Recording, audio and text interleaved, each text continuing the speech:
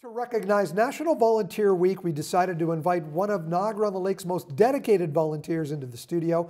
Tony Chisholm has been a tour guide for the museum, helped plan the 1812 Bicentennial, was instrumental in a visit to the town by the tall ships, has been dedicated to the redevelopment of the Heritage Trail, has been president of the Friends of Fort George, and I'm still not done. He also volunteers to feed breakfast to the homeless at the Third Space Cafe in Niagara Falls. Tony, when do you sleep? Geez, I forgot I'd done all those things. Actually, thanks for reminding me. That is a lot. It is. It is a lot, but it's been very rewarding and it's been fun. Your career, you were a publisher, trade magazines. Yes. When did you retire? 2011. And did you immediately throw yourself into volunteerism? Did you volunteer while you were working? Yes, but just at the end. And then when I retired, I had more time. I've always loved history, so when the War of 1812 Bicentennial came up in Niagara-on-the-Lake in 2012, that really piqued my interest. And I sort of forced myself on the committee, got involved, and we actually put on one of the main events for that whole procedure, and that was Niagara on Fire. Which the movie, was the film. The movie, yeah, which was to the 200th anniversary of the burning of the town of Niagara-on-the-Lake. That was sort of your gateway drug. Absolutely. And by doing that, it allowed me to meet a lot of the people who were already volunteering quite heavily in town. And I worked very closely with them and then moved on with them to do other things. Nobody in volunteerism does anything alone.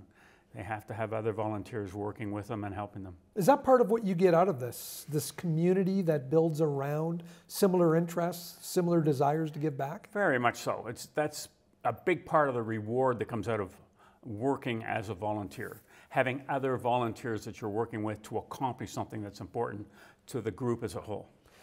Friends of Fort George, was that the next step? It was. As a matter of fact, when I got involved in the Bicentennial, I was told, well, you should really join the Friends of Fort George if you really want some good background on the burning of the town and the Bicentennial.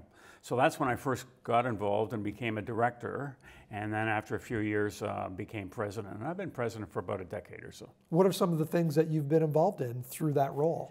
Well, a lot of the community things that we do, such as Canada Day events in the fort, the levee, which I know you've been to, and other events, particularly fundraising events, trying to raise funds for the work the charity does. The Friends of Fort George is a charity, and give back in terms of hiring employable students.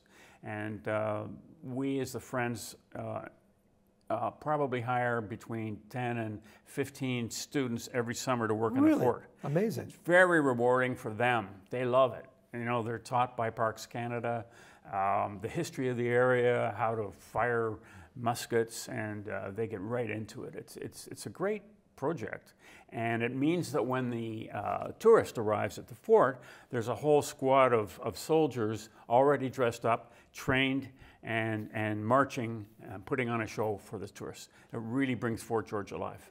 On the same angle of history, you're involved with the museum leading tours. Yeah, tour guide's a fun thing to do. I find it quite rewarding. Sometimes the group will only be 2 or 3, other times it might be a dozen or more.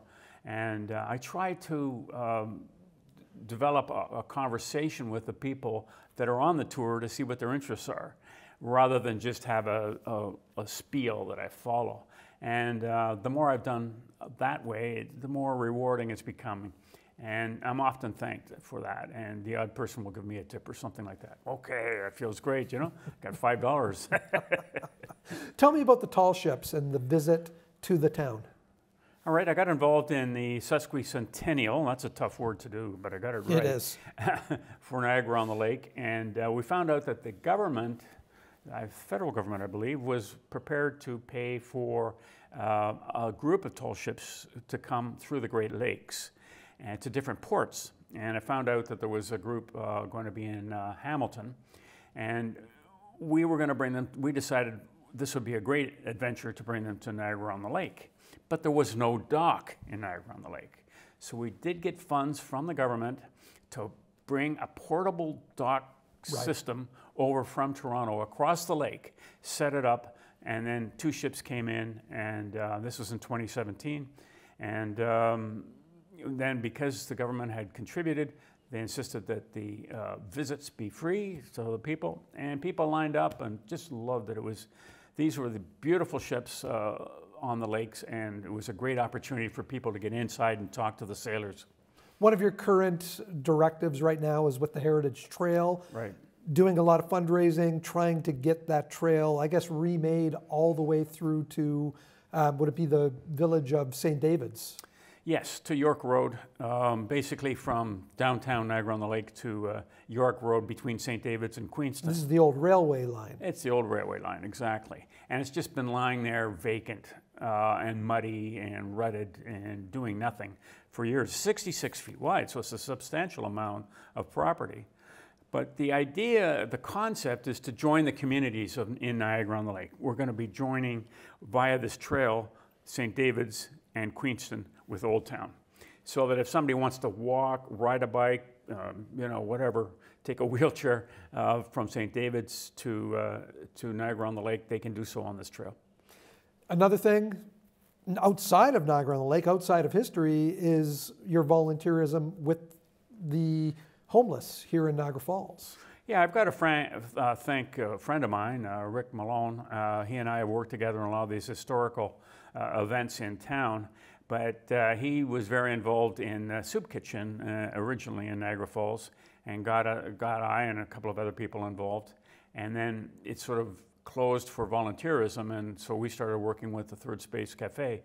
That is a great, great organization. It feeds probably anywhere from 40 to 60 people every morning, free breakfast. And a lot of people really need that, and it's really appreciated by a lot of people. So I'm more than happy, and it's only once a week, so it's not a huge commitment, but I'm more than happy to give a couple, 3 hours towards that. Tony, thanks for doing all that you do. Happy National Volunteer Week. Thank you. I hope other people join us in our volunteerisms.